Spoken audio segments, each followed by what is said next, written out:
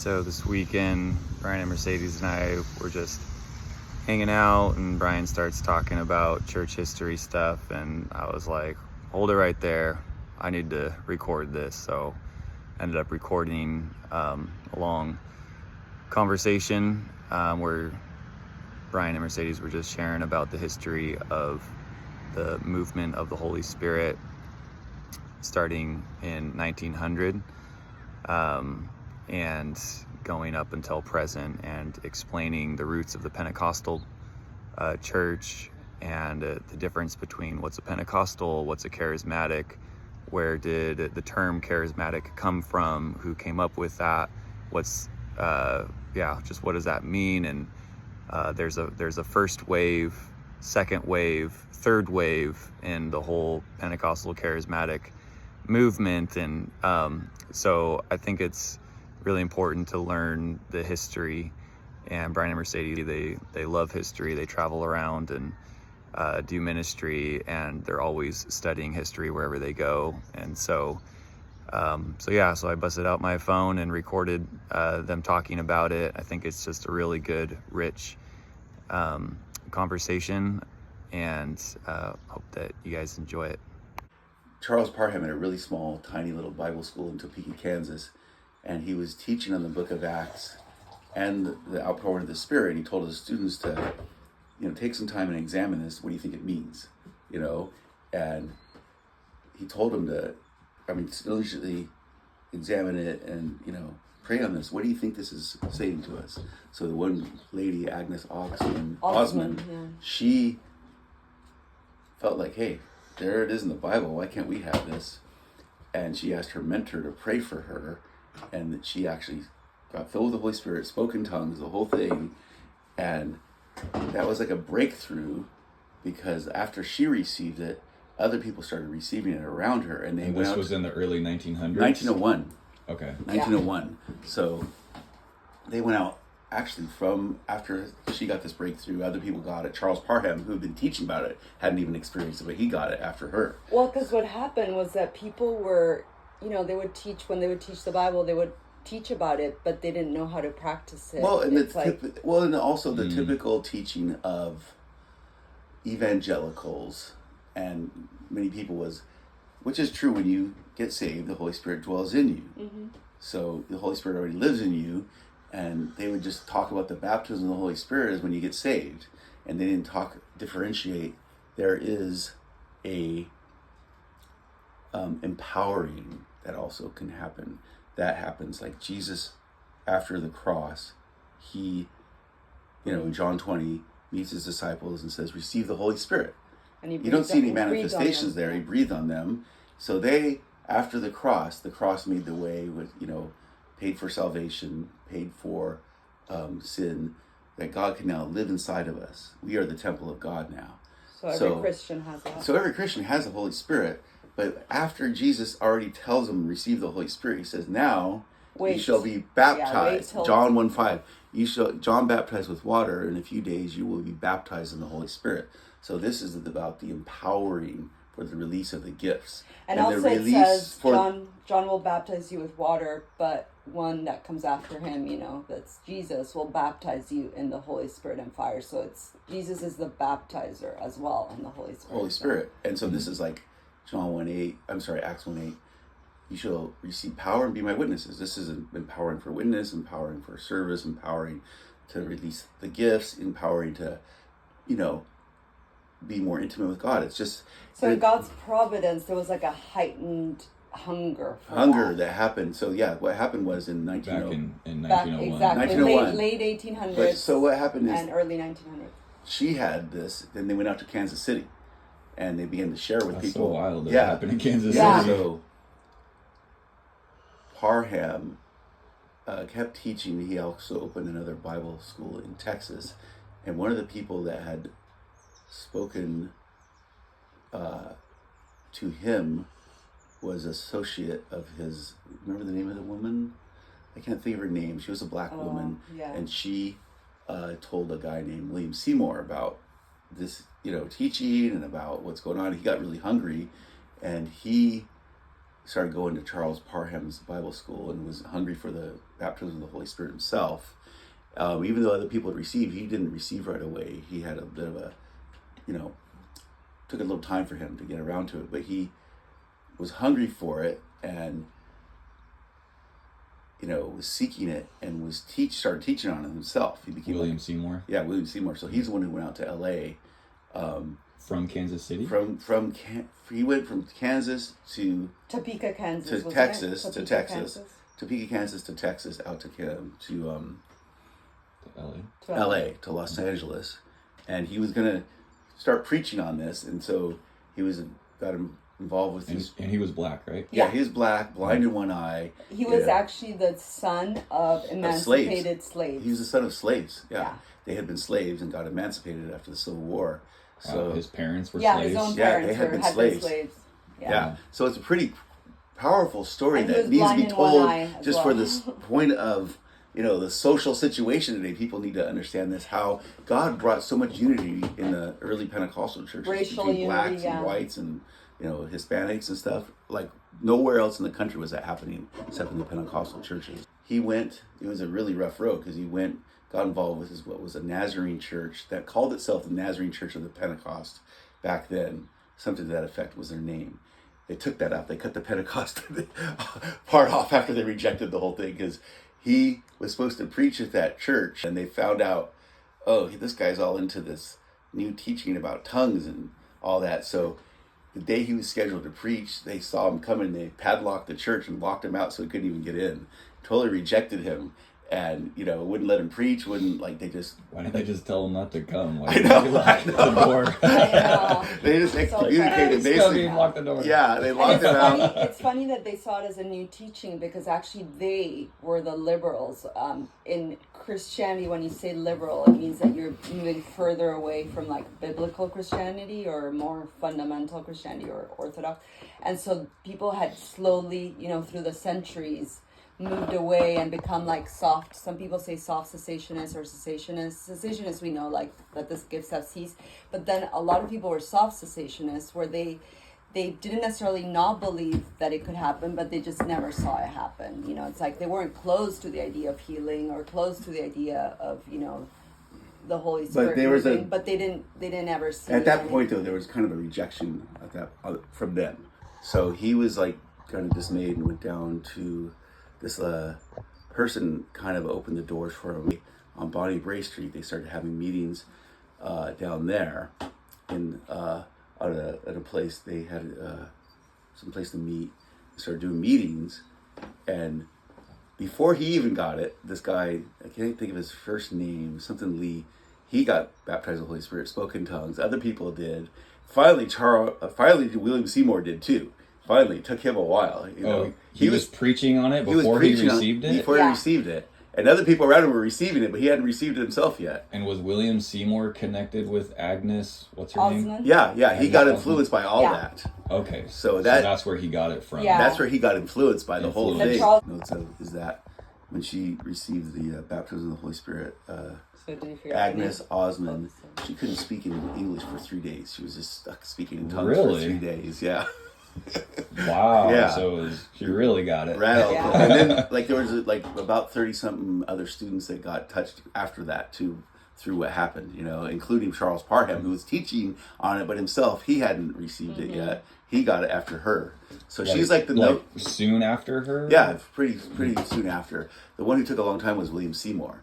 For some reason, a lot of people had battles to receive it because nobody was it wasn't a normal thing back then, Well, but also they were waiting for the gift of tongues as the sign. They kind of some people would experience the baptism of the Holy Spirit, but since they didn't get tongues, they would kind of dismiss it. Because sometimes tongues happens later. Well, that's the whole point of charismatics versus Pentecostals. Is that charismatics believe that you can be baptized in the Holy Spirit, and you don't have to have the evidence of tongues at the time that you get baptized. The way David Duplessis taught it was, you don't have to speak in tongues right when it happens, but you will eventually. Most people do. And most people will eventually.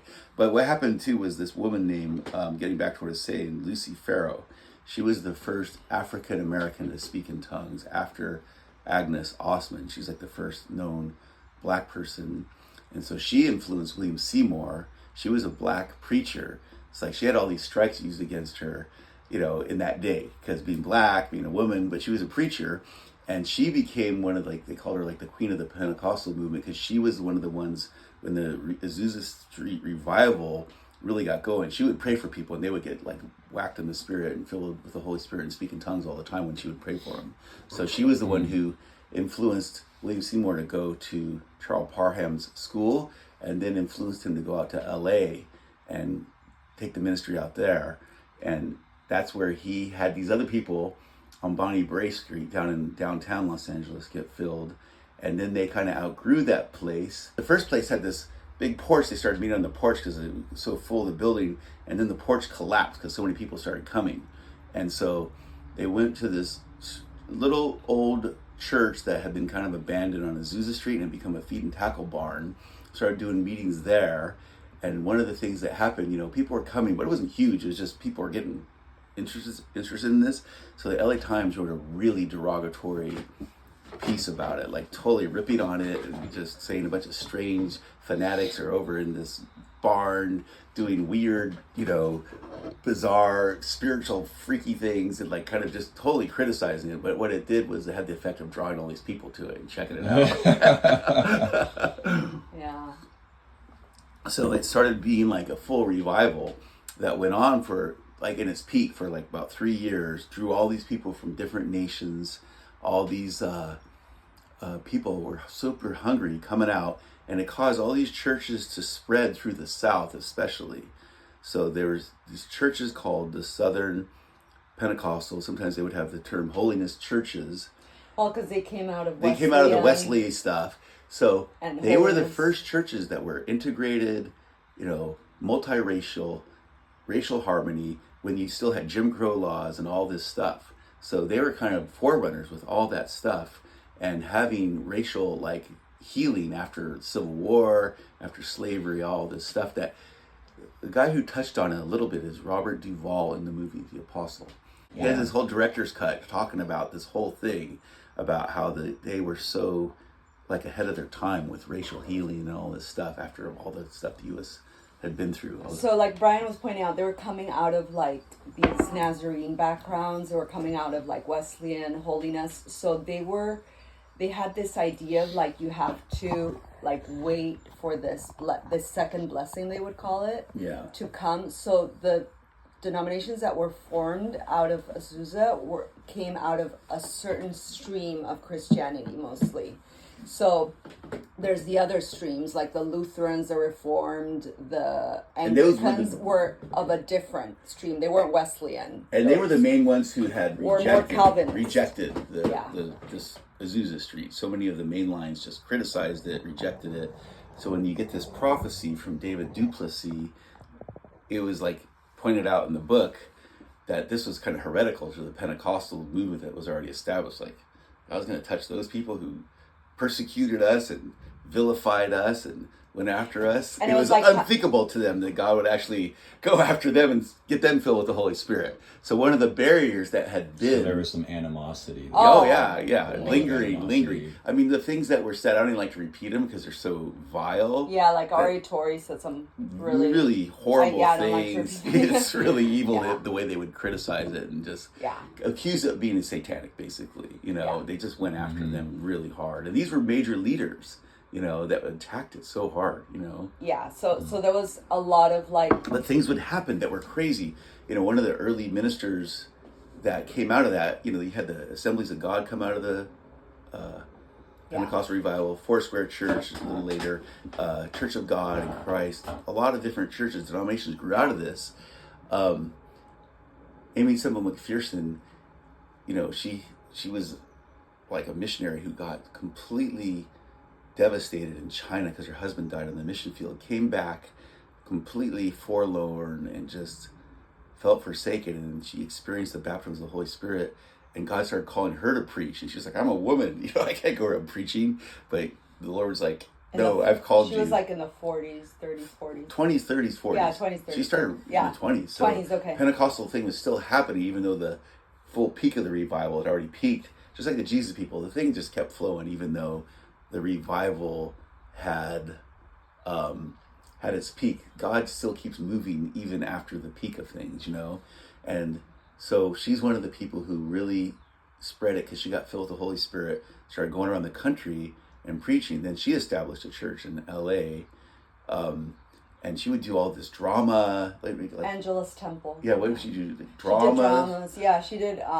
She would come in like with riding a motorcycle into like the stage there. She would do all these little like kind of things that would draw people's attention. And she had a lot of detractors. Yeah. She had a lot of detractors. So there's an interesting thing that happens. Like a lot of people criticizing her. So she invited one of these people who was one of the major preachers in America, always attacking her, invited him to the stage and had him sit on the stage, and she brought him to the meeting, like totally brought him in, which most people wouldn't do. And she had him sitting there and she started playing the piano and worshiping, and the power of God struck this guy. He rolled underneath the piano and was like all shaking around. And his testimony, I guess, was he got born again and filled with the Holy Spirit right then. Wow. Yeah. So there was some wild stuff that happened. One of the ways the Pentecostal movement started spreading to Latin America was there was 2 Swedish people who came. Something Gunther was one of them. All the way from Sweden, came to Azusa Street, received the baptism of the Holy Spirit, and then they felt the Lord telling them to go to a place called Para. They didn't even know where it was. They found out it was in Brazil. So they're like, how are we going to get there? They got some money together and got over to New York, but they still didn't have enough to get to Brazil. And they just went to back then people traveled by ship, steamliners, ships.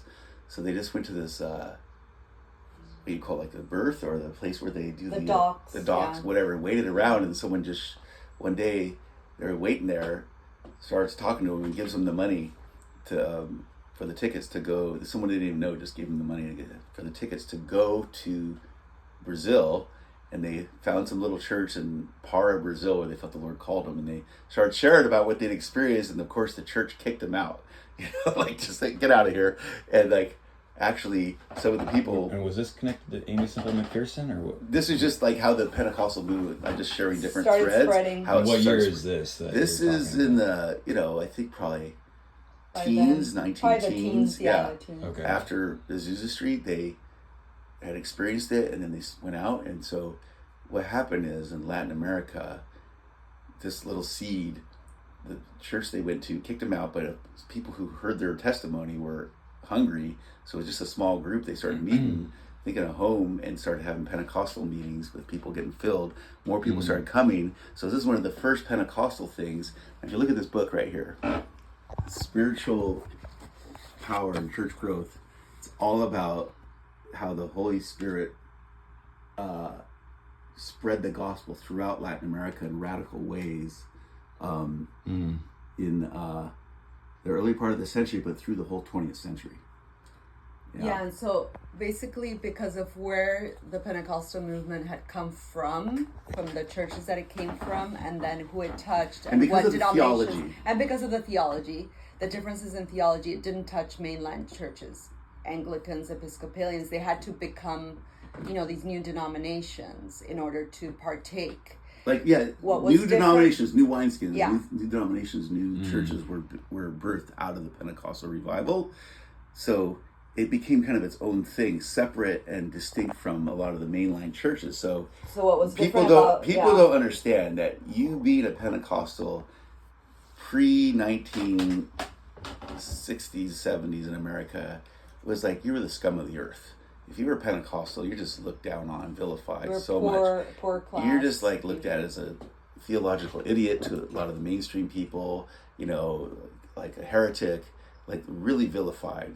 So a lot of people wanted to get away from that stigma a lot of times, which you see later, like in the Jesus people. They had grown up in that thing, and they really didn't like so much like flack always being directed at them. So I'm just kind of jumping ahead a little bit, kind of reflective of why some people, leaders, pulled away, you know what I mean? Yeah. Because they grew up with that label and always being stigmatized, So what happened is there was a whole new movement, though, that Smith Wigglesworth had prophesied about, And so I shared a little bit about Dennis Bennett. He was Episcopalian, which is basically American Anglican.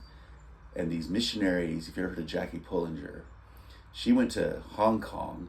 She was reaching these drug addicts, but she saw that she was only getting so far, and these missionaries actually prayed for her to get baptized in the Holy Spirit. And they were Anglicans as well. And they were Anglicans, and that really jettisoned her ministry forward with taking these drug addicts through deliverance and healing and stuff like that. And she would have them be baptized in the Holy Spirit once they became Christians, to bring deliverance of the addiction. That's how they would go through withdrawals and all, like get through it. So these missionaries, I think, were on furlough or something back in the States, were at Dennis Bennett's place, and they prayed for him in some situation where he experienced the baptism of the Holy Spirit. He went public and shared about it, and of course got a lot of flack from the Anglican and Episcopalian denomination. He actually eventually had to move to a different church up north, but it started a revival on the West Coast. 1960. Yeah, That was 1960. yeah, in the West Coast. Yeah. And I shared a little bit last night about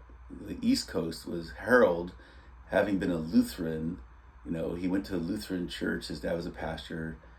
Didn't have any interest in it at all. Didn't have any desire to even be involved in Christianity. Thought it was just like, let's go do something else. And, was sleeping during one of his dad's sermons, had an encounter with Jesus, like a dream, got born again, and then later goes to Pentecostal youth camp as a Lutheran pastor now, and gets baptized in the Holy Spirit. So he starts leading other Lutherans into the baptism of the Holy Spirit. And this happened in this, what was the church? It was The Dutch Reformed. Dutch Reformed Mount Church. Mount Vernon Dutch Reformed Church. Him and Pat Robertson were having secret Holy Spirit meetings in the basement.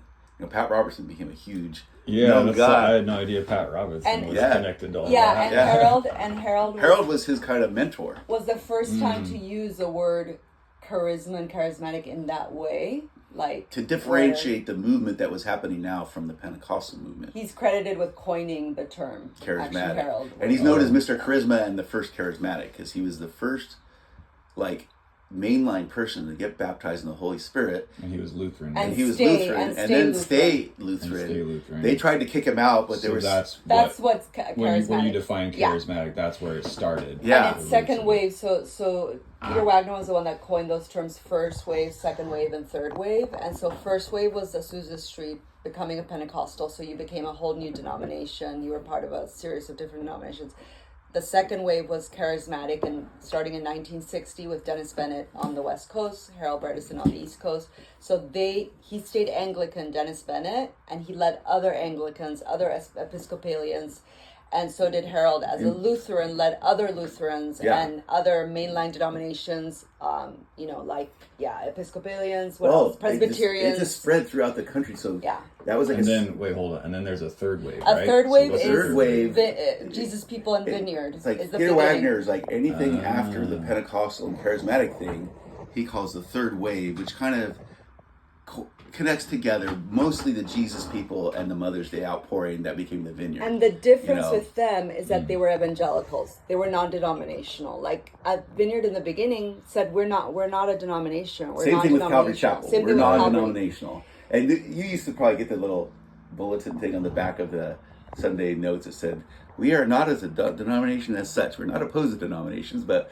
we don't consider ourselves a denomination. It's like this big long thing about how we're not a denomination. So that third wave, they were not mainline. They were not Presbyterians or Episcopalians, so they weren't. They didn't consider themselves charismatic in that sense. So that's why third wave was a different move.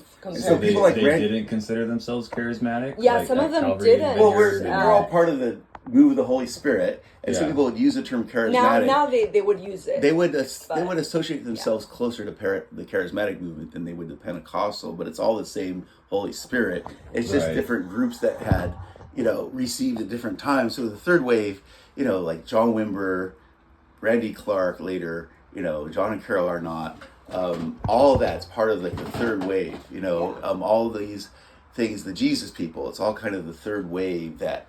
After the Charismatic Renewal, this whole other wave starts basically with the Jesus People and all the hippies getting saved. And basically it's so connected. People disconnected all the time. Lonnie ministered, as one of the main evangelists in the Jesus People revival. The untold story, an open secret of the Jesus People revival, is that Lonnie and others were constantly taking people who got saved and leading them into the baptism of the Holy Spirit. And those people would then be equipped and empowered, and they would go out and evangelize, they would minister, they would, lead churches, they would do worship, they would, whatever gifts God released in them. So that was what was replicating and duplicating the Jesus People revival, which is not often told as the main thing, but it was one of the main things that was happening.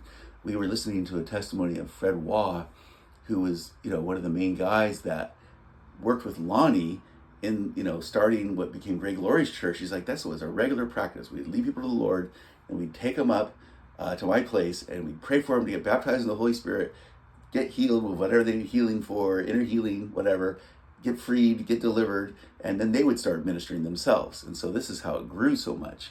And so they would evangelize. So they were known more as evangelicals, evangelical meaning kind of connected back to the Reformation, believing like, salvation by grace through faith.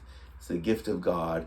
But once you're saved, as it says in Corinthians, you were washed, you were saved, you were cleansed, you were sanctified, that it's like something that you receive all by grace through faith. It's a gift, and that the Holy Spirit, of course, already dwells in you when you get saved, but he just wants to empower you. I should point out, nowadays people say I'm charismatic and they're evangelical, like you would probably say about yourself, you're charismatic, like we would say that. It's become a looser term. So it's become a much looser term, but Peter Wagner, who kind of was responsible for coining first wave, second wave, third wave. The wave, yeah. The third wave got really confusing to people. Yeah, so basically Peter Wagner said, like he says here, I don't even consider myself a charismatic, but I do consider myself part of the third wave. So he was kind of strict in his way of defining, where we don't, at this point, it's 2025. It's helpful to understand. So just to do a quick recap here, there was three major movements in the 20th century focused on the empowering of the Holy Spirit. Pentecostal movement, Charismatic movement, Third Wave movement. And Third Wave really accelerated. It started with the Jesus People that had an emphasis in the baptism of the Holy Spirit, but really accelerated when Lonnie Frisbee ministered at the then Calvary Chapel, Yorba Linda, where John Wimber was pastoring, and an outpouring of the Holy Spirit took place, which was followed up by a focus on the equipping of the saints for ministry and service. And as Lonnie used to say, Romans 8:14, as many as are led by the Spirit of God, these are the children of God. And as it says in the book of Acts, Jesus said, you shall receive power when the Holy Spirit comes on you and be my witnesses. God bless. Thanks for watching.